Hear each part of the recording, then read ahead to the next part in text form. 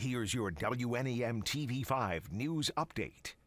Good evening, everyone. I'm David Custer. Here's a look at the stories we are following tonight. A judge sentenced Mark Latunsky to life without the possibility of parole for killing Kevin Bacon in 2019.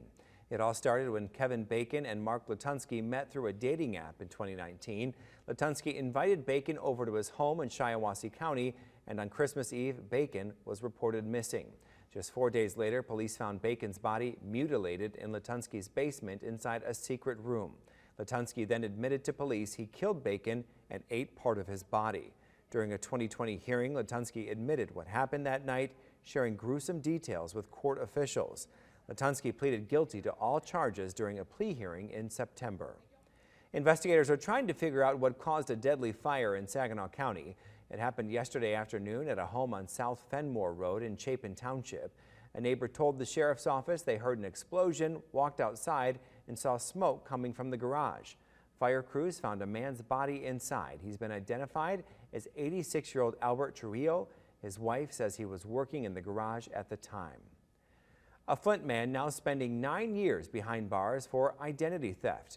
According to the Department of Justice, from 2017 to 2021, 37-year-old Michael Johnson Brown used stolen Social Security numbers and other personal information to open credit lines in his victims' names.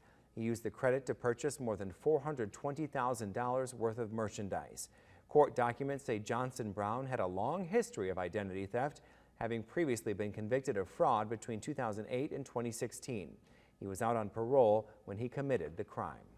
Now here's Chris with your forecast. David, low temperatures tonight expected to fall below freezing in many areas, and while we're not expecting heavy precipitation, as always, if there's enough to wet the streets, just be careful tomorrow morning. But I wouldn't expect major issues. As we take a look at the first alert pinpoint Doppler radar, we've got some spotty showers passing through our communities to the north, and that swath of snow around Chicago will eventually rotate through the state too. Do think it will break apart a little bit as it moves in, and again, we'll be on the lighter side, but still, we'll watch it as it comes through. Your first alert hour-by-hour forecast shows once those showers pass on by, we do expect things to start on a quiet note tomorrow, and we may even be lucky enough to see the sun.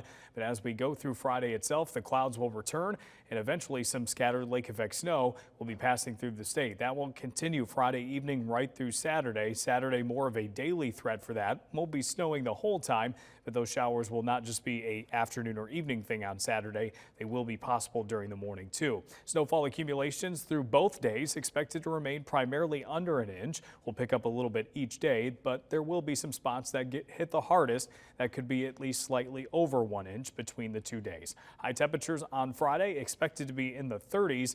Long term, we do expect to be below average going into next week.